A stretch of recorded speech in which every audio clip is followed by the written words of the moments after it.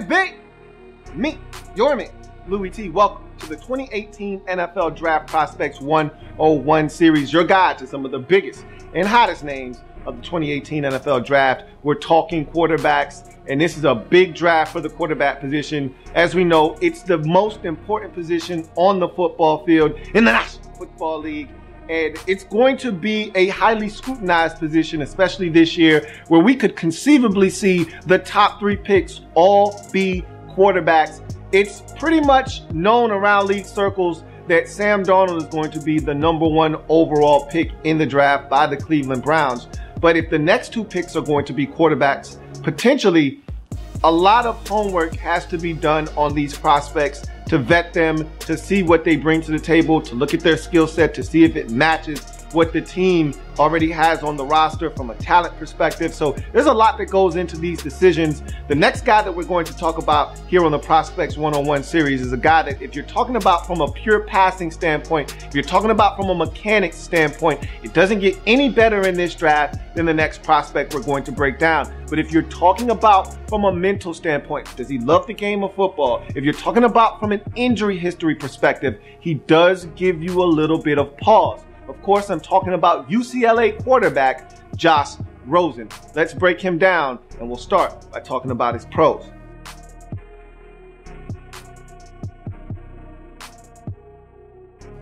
You look at Josh Rosen and his pros, and the first thing is his measurables. At 6'4", 226, that's exactly the size you're looking for. Anywhere from 6'3" to 6'5", from 220 to 240 pounds is what you're looking for from an NFL quarterback. You've got to have the size to see over the line in terms of height. You've got to have the girth to be able to take the pounding that's going to come your way as an NFL quarterback. Josh Rosen has both of those, so his measurables are just fine for the next level. Arm talent, he's got it all. He can throw the football to all 3 levels. He can throw that deep comeback. He can throw to the opposite hash, to the opposite side of the field. He can go deep, intermediate, short, everything you need from an arm talent perspective. Josh Rosen can provide it. So that is another box that he checks in terms of the quarterback checklist. You look at the next couple of pros that I want to pretty much lump in together because his are so flawless.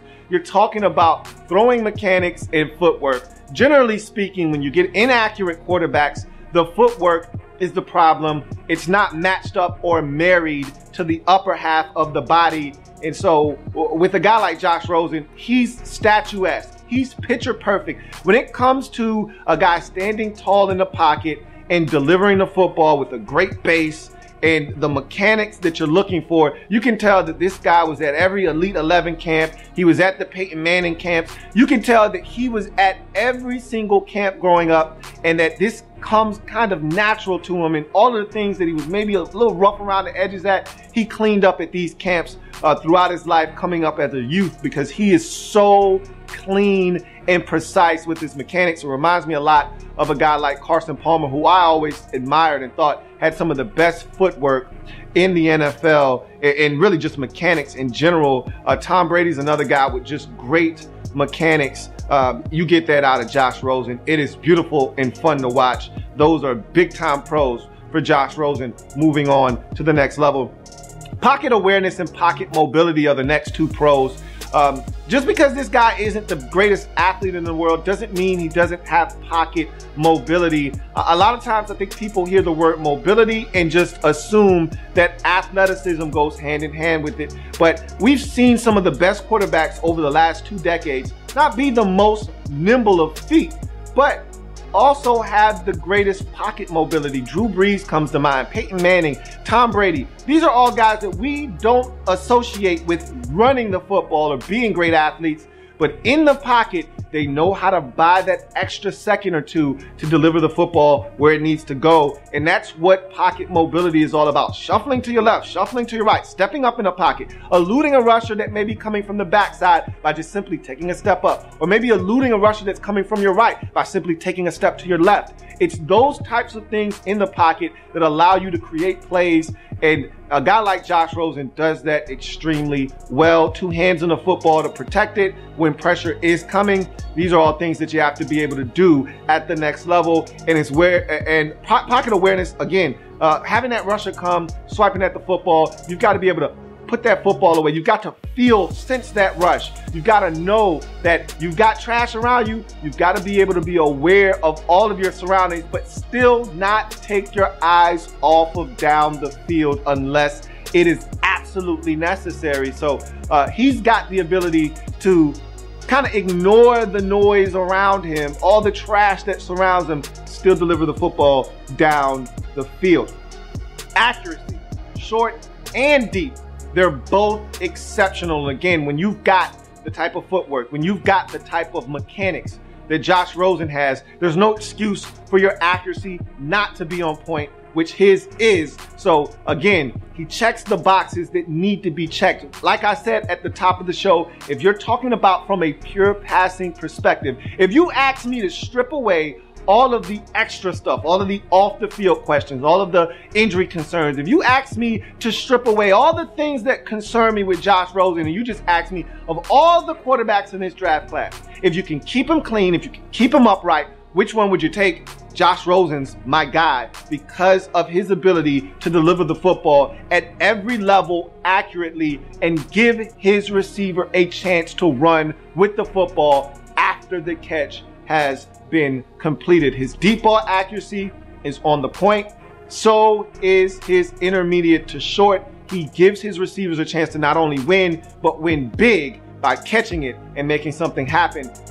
See Jordan Lasley, a lot of his plays down the field or in the intermediate game where he's able to run away from defenders is because the football is out in front of him and given an opportunity for him to win after the catch. Moxie and poise. I think there is something to be said about Josh Rosen's ability to stay in a ball game, to give his team a chance. All right, you've got to have moxie and poise. Things aren't always going to go well. You're going to make some mistakes. You're going to have drop passes, things of that nature that maybe you can't control. Maybe there is a mistake that you can control that you made. You've got to overcome that. Look, there's no bigger moxie poise type of game than the first game of the season for UCLA in 2017 versus Texas A&M. Obviously one of the greatest comebacks we've ever seen in college football in the regular season. And it was performed by Josh Rosen. They were down 41-10 in that ball game. Somehow miraculously come back and win that football game. Don't know how, don't ask me why that was able to be accomplished, but Josh Rosen stayed mentally engaged in that football game, made every single throw, including a couple of clutch fourth down conversions. He made the plays, and that's the type of moxie and poise it's going to take for him to maybe overcome some obstacles coming up at the NFL level. We will see, but he's got that in him, as we saw in that game in the first of the regular season in 2017. And so moxie and poise is something else that Josh Rosen also brings to the table. Timing and anticipation.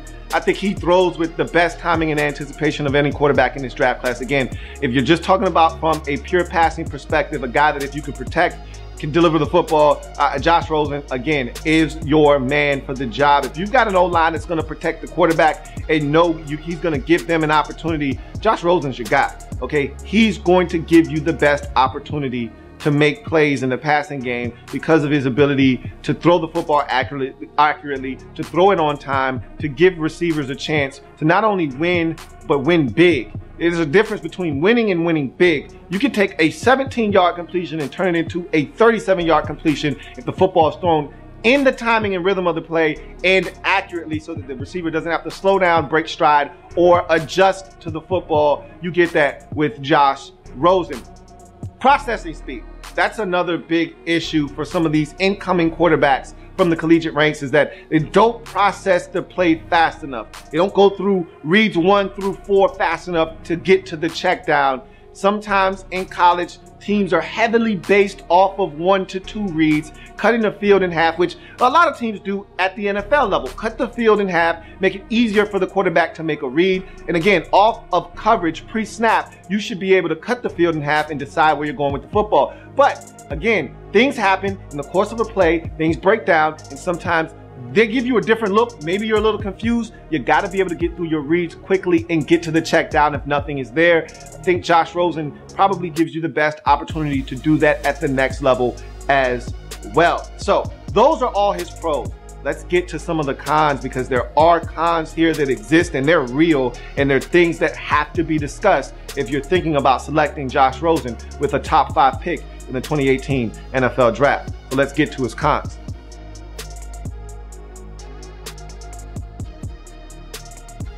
So when you look at Josh Rosen's cons, the first thing is his athleticism. No, he's not a great athlete. No, he's not going to be the guy that's going to run for 9 yards on 3rd and 8 very often. Now, he can and will if you give him the opportunity to. Now, he's going to need a lot of space and opportunity to do that, but he's not the guy that's going to elude a defender. He's not a guy that's going to win a foot race against a linebacker that's coming from a ways away. If he needs 11 yards on 3rd and 11, he's probably not going to win a foot race to get there. But again, it's not a big detraction from him. Look, we don't want quarterbacks necessarily running the football as much as we want them throwing it. And so athleticism, not his biggest strength, but it's not a huge detriment either. Accuracy on the move. I do not love his accuracy. Again, this is why you must protect Josh Rosen. If this guy is under duress, you could have a problem with him because of his inability to be accurate with the football on the move. The game that comes to mind is Memphis. Makes a back-breaking decision in a game that ended up being a shootout with the Memphis Tigers, a game that they should have won, but Josh Rosen makes a big mistake throwing across his body on the move. Had a receiver wide open in front of him, decides to throw it across his body. It's picked off and taken to the house in a game that they ultimately lose, if I'm not mistaken, by at least a field goal. So, and this was a shootout like 45-42, 48-45, something along those lines. That kind of mistake in a game that ended up being that close, those are the ones that break your back. But I do not love his accuracy on the move. It's the one time he's not accurate on the football field is when you get him off of his spot, you flush him out of the pocket, and you force him to throw it on the move. You can force him into some mistakes and some decision-making errors, and you can force him into some errant throws. Decision-making, which takes us into our next con. I don't love his decision-making. I talked about the decision against Memphis. He's got a receiver wide open in front of him. He decides to throw across his body, across the field, and gets picked off and is taken to the crib. Against USC, you're in the red zone. You gotta take care of the football at all times. It's imperative that you take care of the football, but never is it more important than in the red zone, where you see a guy like Josh Rosen make a decision to force it into double coverage and get it picked off in the red zone, where points are a must. You must come away with something, whether it's a field goal. You have to come away with points in the red zone. You can't make decisions like throwing in a double coverage and having it picked off. Again, decision making sometimes for me, even in that Texas A&M comeback, there's a play where he's under duress, and like I said, if you get him off of his spot, he will throw the football up for grabs. He will make mistakes. There's a throw in there late in that ball game where he's under duress. He throws the football off his back foot, flat-footed, and it should have been picked off. And it goes right through the safety's hands and right into his receiver's hands for a touchdown. And again, that should have been picked off, but he got lucky, caught a break. And in that game, it just seemed like it was fate for them to come back. So he got away with a couple of throws. There's another throw but this one I could excuse a little bit more later in the game. You gotta have it. You throw it up for grabs and the receiver comes down with it. But again, decision making sometimes I feel with Josh Rosen a little flawed.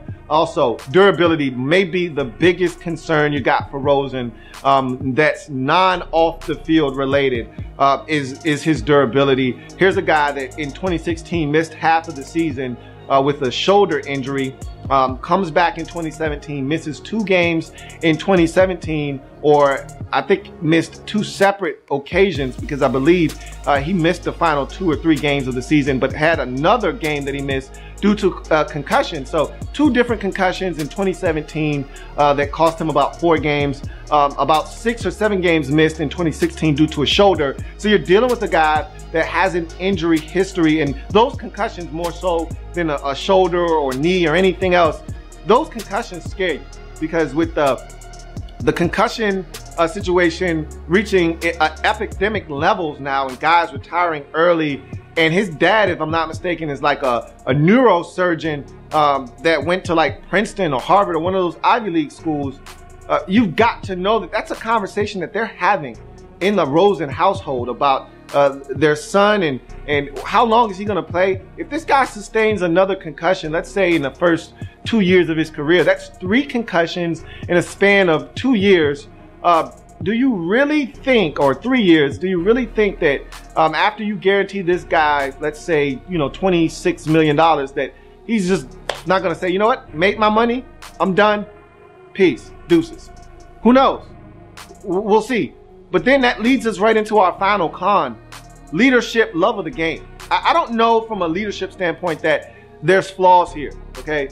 I haven't had anyone, or at least heard anyone, say anything bad about him from a leadership perspective. Yeah, I've heard the douchey comments. He's a bit of a douchebag, and he's a little bit of a arrant, pompous guy. I've heard that, but in the same sense, I haven't heard it from many of his teammates throughout the process. Now, what do you expect teammates to really say?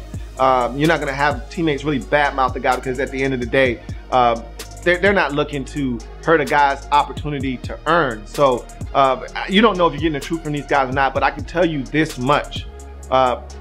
You've got to question, and I think some of the concussion concerns is linked to this. How much does he love football? Is this a guy that's going to be committed? Is he all in? You know, is this a guy that's going to try to battle through injury? Is this a guy that, if he sustains a concussion, is he going to say, you know what, I still want to play? I don't know. And can you fault a guy for not wanting to? So, does he love football? He was at the combine on a promotional tour telling anybody that would listen, I love football. I love football. We'll see just how much Josh Rosen loves the game of football. I can tell you this much.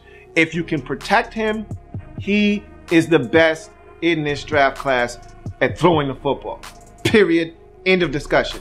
If you can't protect Josh Rosen, you will have an investment that does not yield you the type of dividends that you're looking to have paid off by the move of drafting him in the top 5, top 10 of this draft.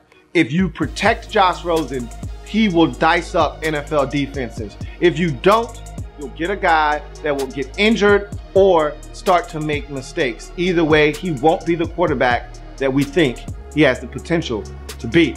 That's Josh Rosen in a nutshell, in my 2018 NFL Draft Prospects 101 assessment of him. Got plenty more to come, but remember, we're changing the game over here, period. So come back and join me here on the Louie T Network. The rating for Josh Rosen and every quarterback and every player for that matter, broken down here, will be on LouieTNetwork.net. So check out his rating and see where he rates among his peers at the quarterback position in the 2018 NFL Draft. I'll see you next time. Have a good one.